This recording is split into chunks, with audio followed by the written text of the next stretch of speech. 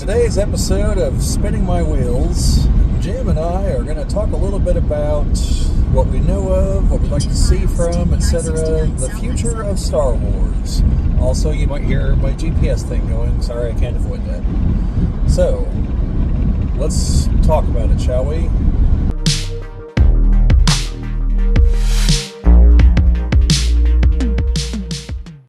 Welcome to the Geek Cabal channel. If you haven't been here before, my name's Bobbie.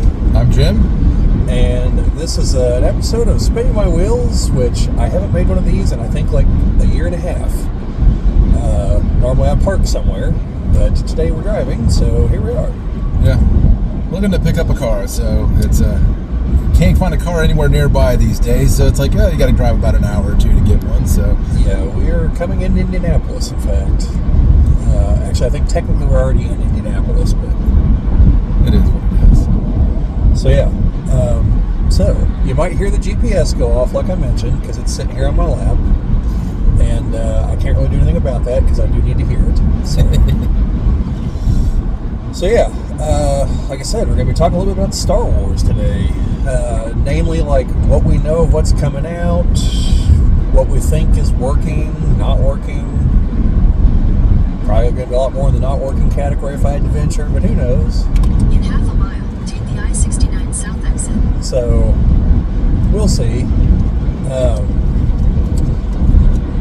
I know for me, I think Andor is working out spectacularly. I'm actually going to feel kind of sad once it ends, because I know we're probably not going to ever see anything like this ever again. Take the I-69 south exit. Alright, split down here, I hope. I don't know. We'll have to figure Continue that for out. half a mile. I suppose. Yeah, it does something.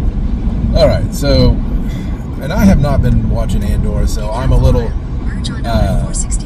behind at the moment on the things, the state of things, but I have seen some trailers and some other things of the show, so I have a rough idea of what's going on and all that, so I can provide some feedback on that.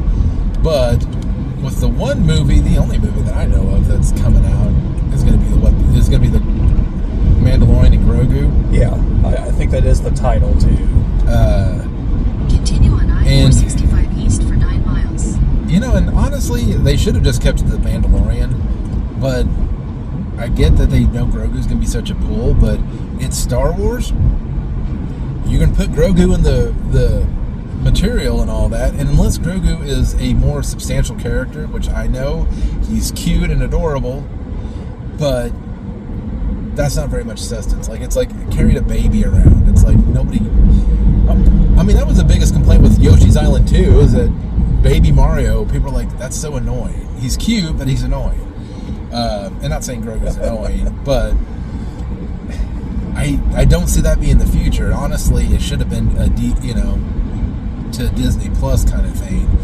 But really, what does that leave open for, future projects, especially in the movie categories? Because there is no more, unless they're going to do like a Rey trilogy at some point. Well, they keep kind of bouncing between a Rey movie, another trilogy, or both. And I don't know if they've really ever settled on what they're going to do. But kind of to your point, some people think that some of the things that have been on Disney Plus should have been movies instead of what's on Disney Plus. Like the Obi-Wan series. They think there was enough they could cut out and just make that into a movie. Yeah. Well, that's like the problem you get with a lot of these episodic things, is that you get filler episodes that they may move the story along a little bit, but really serve no other purpose besides, we have a quota of 10 episodes. We need, we've got the story here. We got what the end is. We got to have something in the middle, and that middle part, while sometimes good, is usually just like, well, this is unnecessary. Why, thanks for wasting my time. Now I got to wait for next week to actually get the real answer. You mean like how the Book of Boba Fett just randomly had an episode of The Mandalorian thrown in there? Yeah, I'm like, just put that in The Mandalorian. But in that instance, the Book of Boba Fett, and we were talking about this before we started recording, my biggest complaint with that is it just stopped. Like, there was...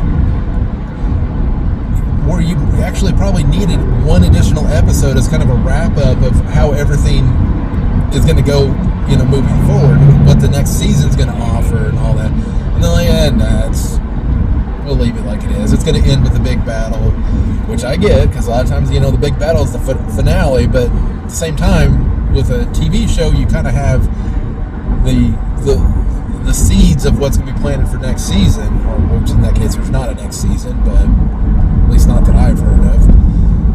And honestly, a lot of the stuff I liked about the Book of Boba Fett, not so much the method of storytelling, but I did like the story. I think, they should have just told it in sequential order versus living it in back to tank dreams. Yeah.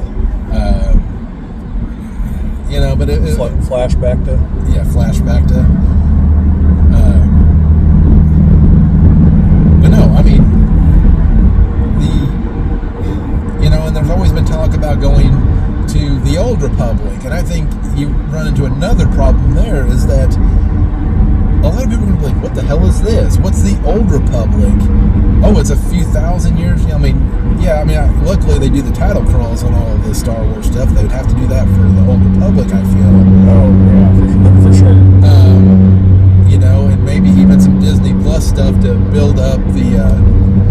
and sorry if you heard the noise there. A guy has to show off there a little bit on not having an exhaust system. So, if they do go with the Old Republic, they're going to have to, I think some sort of tie-in episode or something that maybe that they could put on Disney Plus, or even maybe like a YouTube featurette or something where they can say, if you don't know what the Old Republic is, here is some lore, here is some information to, bring people up to speed. However that would be. Maybe. I don't know. I don't know. I'm just throwing things out there. Well, for the 1980s David Lynch Dune movie, they actually printed up like flyers that you were supposed to read before the movie. Well, and the studio was like, no, people don't go to the movies to read. Yeah, no, that. Well, and then they came up with Plan B, was they actually have like I think it's 15 to 20 minutes. It's this introduction that tries to explain everything that happens in like 20,000 years between now and when Dune takes place. It's very comprehensive. I'll give them that.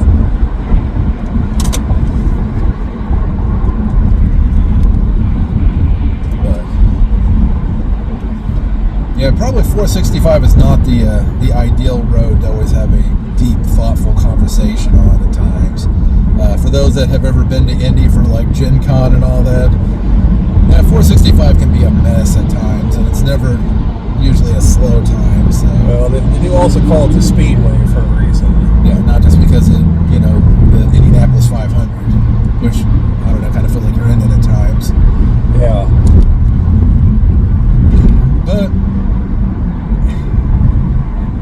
I don't know, and that's the big question is where is the future of Star Wars? Is there is the future always going to be on like the Disney Plus or on the on the small screen? What kind of big screen, thing did we have left? Because I have a feeling that if they did a Rey story, that the fact that she already can do everything is going to make for kind of a boring story. The whole point of the original trilogy, I'm not talking original, I'm talking from, New Hope to Return of the Jedi, was you went from a boy that was a farmer to, dabbling in the Force a little bit to now, somewhat competent. Still not all the way there, but enough that he can challenge his father and all of that. So yeah, the problem is Rey's already at the end. She's already there. Like, what are you going to do? Because if it's a Rey trilogy, how is she going to grow as a person? Yeah, it could be the future of the Jedi trilogy with Rey as the teacher of that going forward, that would work. But then now you're building a trilogy. Take exit 49 toward I-74. Now you're building a trilogy on a new person that you have to try to sell and all of that. See, I think that's where Disney shot themselves in the foot on so many things, is that they had characters that had the potential to build up. Finn, for example, would have been perfect for starting a trilogy on, because there was dabblings that he may have force sensitivity or force, whatever, and then they just throw that all away. And people will cry, well, that's because they didn't want him to succeed. And they're like, no, everybody wanted him to do good. I mean, there's no point in wishing bad upon these characters. They should. We want them to succeed. We want them to be, but that is a possibility of where to go. Now, I don't think he'll ever return to the series, but yeah, I think John Boyega has probably burned that bridge, but who knows? We're gonna have the Jar Jar trilogy and how he ended up on the streets as a street performer. Speaking of the prequels, in the old EU, Newt Gunray was hailed as a hero on Cato Nemoidia. They built big statues to him and everything after the war. Well, I mean, from their point of view, I mean, he was actually right. I mean, the Republic was evil. Yeah, and he, as leader of the Trade Federation and everything, he, brought their planet to new heights and everything. But yeah, I saw a guy had a video, this is a while ago, so I probably can't hope to find it, Take exit 49. who, I-74 East Ramp. from his perspective, he said that he thinks that Star Wars' biggest problem is actually the movies. His claim was that Star Wars should be serialized like the shows, Continue for 30 miles. because that's ultimately what George Lucas drew inspiration from, was the old Flash Gordon serials and stuff. And so his argument was they should go back to that. Now, my argument is the ratings completely disagree with that assessment.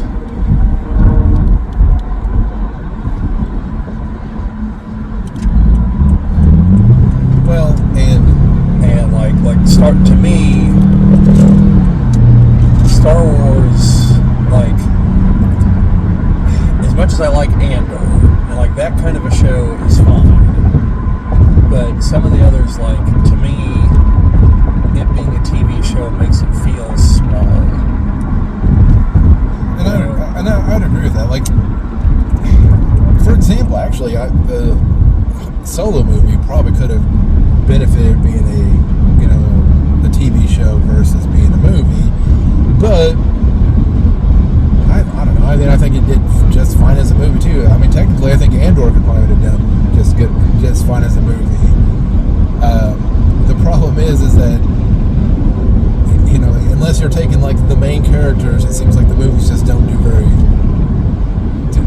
good. That's why I don't. I mean, I'm gonna go see The Mandalorian and Grogu, but I don't have high hopes that it's going to grow what they think it's going to do, because you're taking a character that's known for the TV show and trying to put it in a movie versus people that are known in the movies and trying to make shows off of them. Yeah, I don't know. It's really just going to depend on if the older audience can come out, because, like we talked about in the podcast, Revenge of the Sith was number 2 at the box office in its 20th anniversary release and made almost $50 million. For a movie that you basically have no cost in at that point, because you already made the movie, you already had a theatrical run. I don't think they advertised that fact on TV anywhere. I think that mainly their advertising was online, which, if you do it right, is free. Yep. So, yeah, I don't know, other than actual distribution cost, which I don't even know what those would be realistically, because at this point you're just sending digital files, you're not sending film prints out. And it's not like there's anything else that was crowding out of the theater right now, so... Yeah, no, I mean, and this is a conversation we also had right before we started recording, was the, future of the movies, and I think re-releasing older movies in theaters in general is a good idea, because, you can put a little bit of money back into marketing, these movies if you want to, but you've already, either made the money, or say for heck, even a movie that bombed in the box office but got a cult following afterwards, you're now could bring additional revenue in, but it's stuff that... Yeah, a movie like The Thing, which people just hated at the time, but now everyone realizes it's a horror masterpiece. Yeah. And for studios that struggle with their budgets and everything, where they're like, okay, we want to make these movies, we can never recoup our costs because they cost X amount to make. Well, now you've got a way that bring in revenue, where the only thing you're paying for is the marketing of these and some of that, but you don't have we've got to make X amount of dollars. Yeah, or you do, but it's way less because of you're only having to pay for the things to get into the theater versus actually the production of the movie. But I think personally, we talked about this again in the podcast, that Disney needs to look at things that did well in the Star Wars franchise, like Rogue One, for example. Rogue One should be their template of what they need to do with a movie, and that is 100% focus on the story, fit it into the existing, story. We talked about Shadows of the Empire would be a great one, because it fits within the existing continuity. It could easily be adapted where you take out most of the main, most of the other characters, like I don't think that Leia would be integral to the part. I mean, I think she is in the game, but you could take her out or have her daughter, You never read the book, did you? What? Shadows of the Empire? Well, no, but I know she gets kidnapped by Shizor. But I mean, what I'm saying is that if you're talking about getting the, like the actress or whatever, I mean, obviously with Carrie Fisher no longer being with us, you get her daughter, do some of that stuff. I was going to say, it's been a while since I've read the book, but I'm relatively certain that's like a big chunk of the whole reason that they go on the assault on Shizor's palace there at the end, is to get her back. I know, but I mean, you could work it in a way that I meant more that you could work it in a way that her screen time is not budget intensive with having to do digital recreations. Well, Jim, the other reason is so we can have more implied attempted sexual assault, because Shizor definitely puts the moves on her, and as a Phaleen, I think it's a Phaleen, he's got like pheromone powers. So, of course he does. So there's some implications there. But but what I'm trying to get at is that for budgetary reasons, or the one thing that I've seen a lot of is that they try to do all of these high-end computer crap to bring people back, like they did Tarkin and all of that. And what it really turns out to be is that people have been using deep fake stuff and having better luck and more realistic looking things than anything that they've done with these, motion capture replacements and all of that. I seen one where they did the Luke scene in The Mandalorian, and it looked far better than what Disney had. Yeah, I mean, you've got that option, or like I said in the podcast, you can just make it an animated movie if you have to. I think as long as good production, like I think it's Studio IG, the ones who did the War of the Rohirrim movie, who do the Castlevania series on Netflix. Like, you get them, because that's quality animation right there. You get them, make the movie, be great. Same thing with well, I don't think you'd have to animate TIE Fighter. No. If you're gonna take that as a basis for a show or a movie. I don't, because Thrawn's the only character from anything else, right?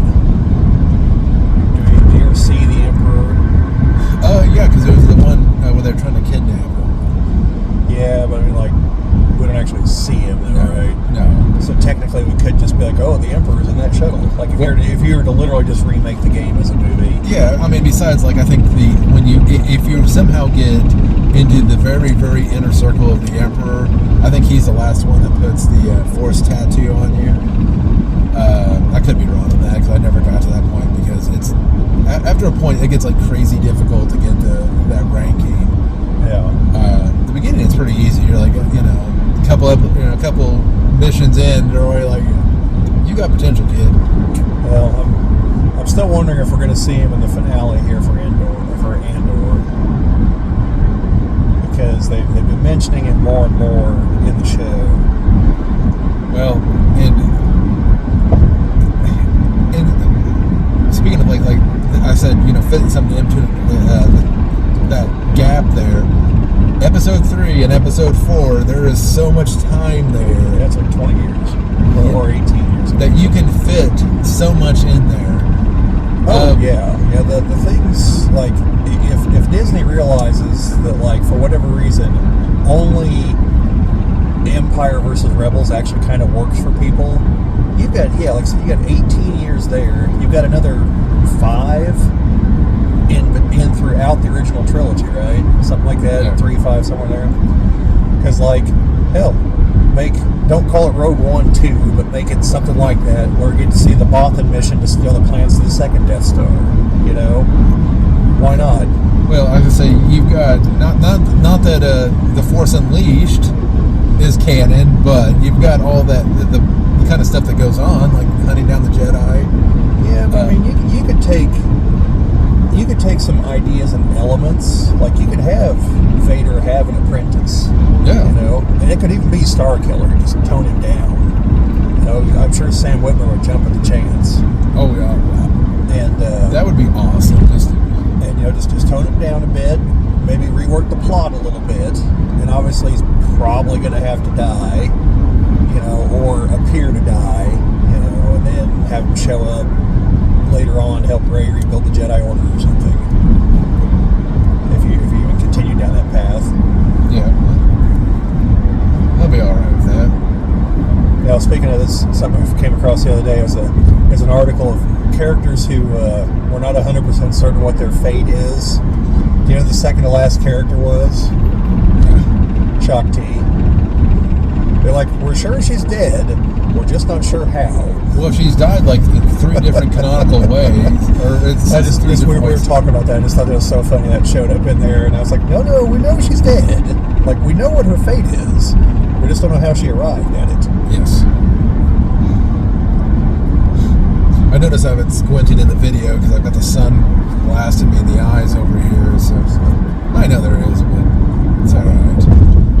I like to look like I'm a pretty old man at times, squinting at the kids that are on my lawn, telling them to get off there. But yeah, I've thought a while, because I know at one point we kind of talked about a franchise fixes video for Star Wars, and I've thought a while, like, without just removing things from canon, I think there is a path forward, but it's a multi-tier path. Okay, so the first thing we need a movie, show, something to canonize the events of the book Outbound Flight. Okay. Because we need to set up elements that are going to come into play in the Thrawn trilogy. Then jump off of Ahsoka Season 1 for the Thrawn trilogy. Alright? Okay. And because we've got most of the pieces there. Luke's there, Thrawn's back in the main galaxy. If you want, alter it for once Ahsoka and Ezra's back. Once Ahsoka and Sabine are back in the main galaxy. Like, if you want to get them in the mix, you know, you can change events enough to get them in there. That's fine. And have Mara Jade introduce her. Then at the end, once it's all said and done, have Mara Jade. Well, have her and Luke probably still be together. Then in some later show in that era, find out that Mara Jade and Luke have split up over some reason. And maybe because he's trying to rebuild the Jedi Order just like it was. Because that's one of my biggest complaints about the sequel trilogy is, after everything Luke learns, he's like, I'll just rebuild everything the way it was. He's just like the people trying to rebuild the Old Republic the way it was.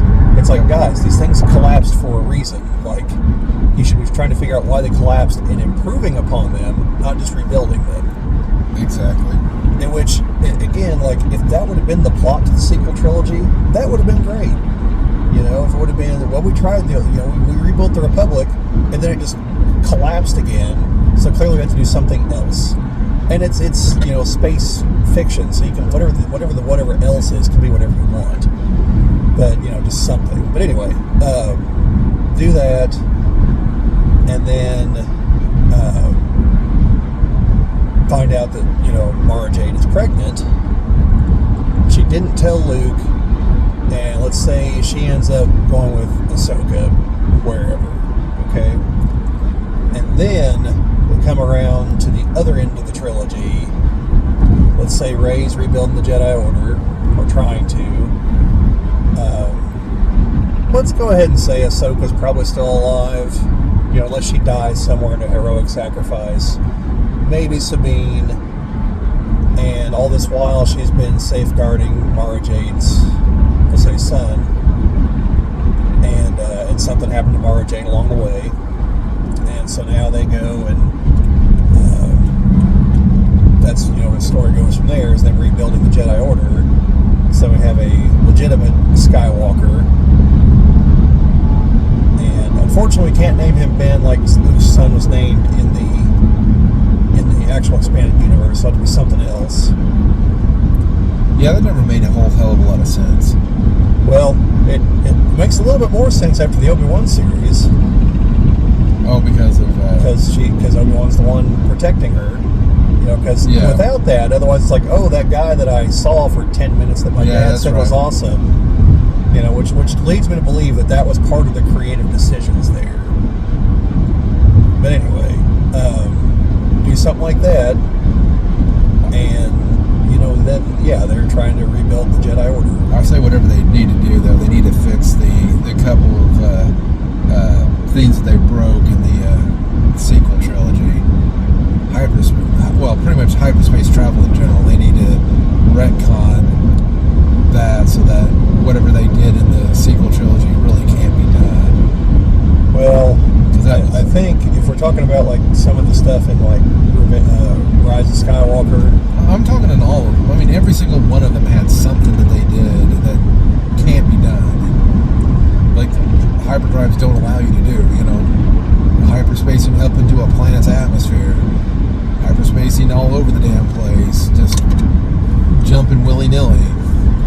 Well, okay, it's been a while to watch Rise of Skywalker. Were they in the Falcon at the beginning when they were doing that? Yes, because that's where they found out Hux is the... But I think they even... in The Last Jedi, the maneuver, really right, is the other one, because otherwise people just... everything would just be hyperspace weapons. Jim, I hate to take us out of what we're talking about here for a moment, but was that a billboard for a YouTube channel I just saw back there? I did not see it, so... It was for Tim Pool. It's his Timcast show. Huh. I think that was a billboard for a YouTube channel. Interesting. That is definitely a first. Folks, look for our GoFundMe page to get our billboard soon. But anyway, to your point, honestly, I think it would be best if they just ignored what happened in the sequel trilogy on that front, and then have someone go over the rules at some point, and just got to accept the sequel trilogy just got it wrong. And and I know I complain about it a lot, but what I want everyone out there to understand is the reason I complain about it is that if you don't adhere to those guidelines, I mean, everything that made, everything dangerous is null and void, because, like, in Return of the Jedi, when they took out the Super Star Destroyer, if that was a big deal, like, they had to concentrate all firepower on that thing. If you're telling me all we had to do is sacrifice one Mon Cal cruiser to hyperspace through the ship, yeah, not even a Mon Cal cruiser, like, given the whole, like, mass plus velocity thing, like, yeah. You could have done it with, well, we realistically could have done it with an A-Wing, like, only would have been more destructive than the A-Wing that hit it, Yeah. And it breaks everything, and people don't understand that. Like, I get it. People write these stories. There's a whole team of people that are looking at it, but that's one big problem with every bit of all these Hollywood movies, is that they come up with these plots and they say, oh man, this sounds all good. I mean, imagine these scenes. It's going to be awesome. They're going to be doing this. They're not thinking down the road how those could actually be used and exploited. And yeah, it's one of the reasons why I like Star Trek so much, because they do think about those things. They don't just willy-nilly say, oh yeah, you can just beam across the universe and use the teleporter because we're sending technically a stream of data. There's always reasons behind why those things don't work.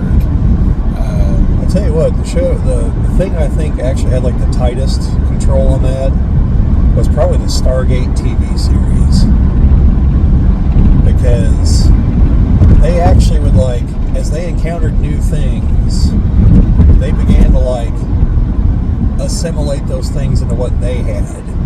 So as the show went on, like, eventually they had, like, a spaceship and some things like that. They had counters for things. And it was definitely like, oh yeah, that thing we encountered last season, like, yeah, we've got some of those now of our own. Like that's the only thing that I think Star Trek kind of misses, is there's definitely like, oh, that's a really awesome technology. That'll be really useful. Never see it again. Yeah. Oh yeah. I think a lot of them, they lose the plot after a while. Like, they have this whole storyline, and a lot of episodic things do that, where it's not like or not episodic, where it's not a continuation of the same story, where it's like,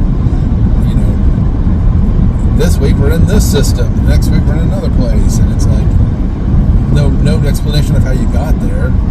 Well, I also think it's entirely possible, in fact it's probable, over 7 seasons, that Picard probably takes the different sides of essentially the same issue at different times. Yeah.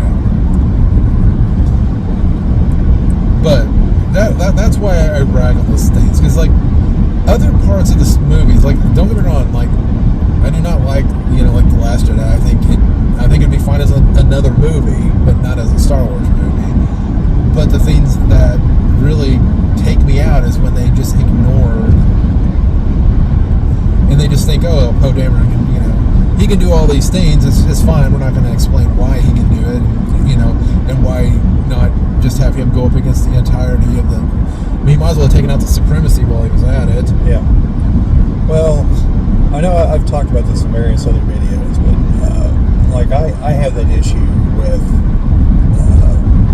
not so much fantasy movies, but when people talk about fantasy movies and you try to explain why these things are problems, they're like, well, it's all make-believe, so what does it matter? And it's like, well, yes, it is, but it has to be internally consistent, or you just can't take it seriously. And if you don't take it seriously, it's absurd. Why are you watching it?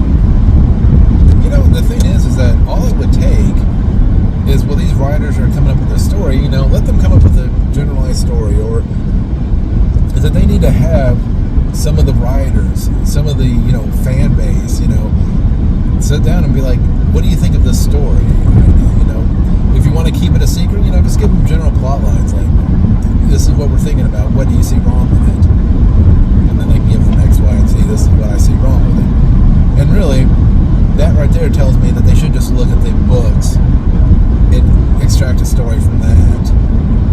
Because most of the books are going to follow the logic and what the world will allow you to do. Yeah, well, I mean, the easiest solution would have been, hey guys, let's just go talk to the guy we bought this from. He just might have some insight into these things. Yes. And just like George Lucas should have actually talked to somebody about how people can talk. Yeah. I'm not to say George Lucas is perfect. Obviously, his dialogue leaves something to be desired. But, like, in terms of creativity and ideas, I mean, the guy's a machine.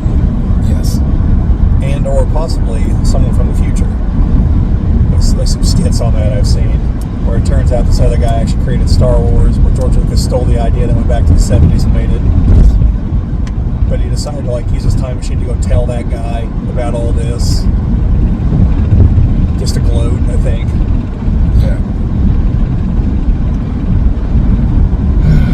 But, I mean, so as far as the future goes, those are the things that I think, need to be looked at, need to be taken in consideration.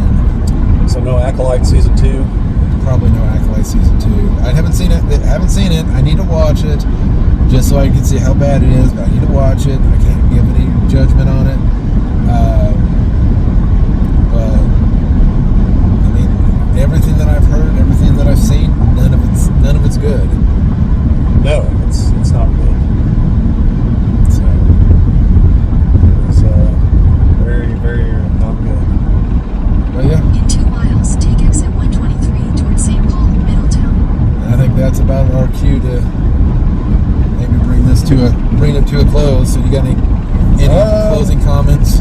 Yeah, well, I think it's going to come down, I think they're going to have to go back to theaters. Because it's clear that, they're just spiraling on Disney Plus. Andor is the greatest thing they've made on Disney Plus, and nobody's watching it. And they've hit the same point with the MCU.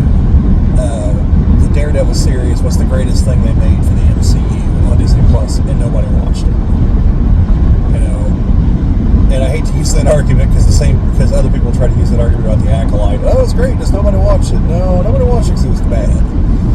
But they have to go back in theaters to reignite people's interest. They need to pick a couple of these shows and put them on the Disney Channel or on ABC.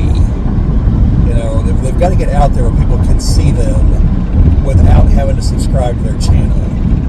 Hell, maybe even do like I've seen with some of the movies on that before they go to Disney Plus, they go to Amazon. In a half mile, Where you can buy them and rent them, and that may even be an option. Yeah, I mean they've released some of them on Blu-ray, so so people that aren't subscribed can buy them. Yeah. But I mean like Skeleton Crew, just bite the bullet, put it on ABC so kids can watch it, get them interested in Star Wars. take exit 123, then turn left onto North Michigan Avenue. They've got to do that. They've got to get back into, like I said, got to get back into theaters because that's where the money is. All right. So that's my take. And for the record, North Michigan Avenue. I don't think Mandalorian and Grogu or Starfighter or whatever it's called, Starfighter, I don't think those are going to be the magic bullets. I don't think the Rey movie is going to be the magic bullet. I don't think in episode 10, if it's focused on Rey, is going to be the magic bullet. I don't know what it would be. I think it would have to be probably a Knights of the Old Republic movie at this point, or like a trilogy set during the Clone Wars or something. It's got to be something set that has a popular appeal beyond just typical Star Wars fans. So you know what? In whatever story you decide to tell, it needs to be, it needs to be a story and not so much a message. I mean, the message has to be told through the storytelling, not smack you up inside the head with your message and the story suffers because of it. Get a good story first. The message will be taught through through the actions, like the original trilogy, like the prequels. Yeah, pretty much. All right. So yeah, we're getting close to our destination here, folks. We probably better wrap this up, just in case there's some twists and turns they're going to focus on. So, all right. Well, we thank you for listening to us spin our wheels here, and do apologize for any noises and other audio themes while driving, because again, a lot of traffic. Not so much now, but yeah. So if you folks like what you heard here, like, share, subscribe, all that fun stuff. Sharing and commenting or help us grow the channel is appreciated. Subscribing obviously is the measure of success here on YouTube, so I always appreciate that too. But yeah, I think that's all we got. So just remember, the force will be with you always.